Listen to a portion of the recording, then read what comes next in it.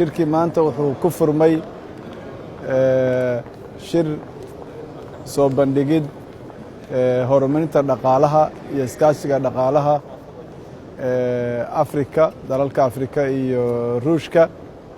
shirkaas oo madaxweynayaasha oo dhamay ka soo qayb galeen. shirka waxaa furay oo ka hadlay madaxweynaha Ruushka Vladimir Putin iyo madaxweynaha Masaarida El Sisi oo ah gudoomiyaha ururka Afrika sanadkan.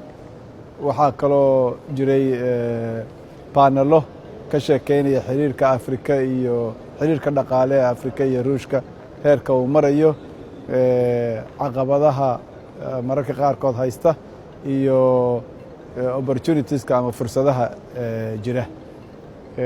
marka shirku maanta intaas ayuu ku saabsanaa forumkaas dhaqaale, laakiinse shirka madaxda wuxuu furmayaa si rasmi ah u furmayaa berrito.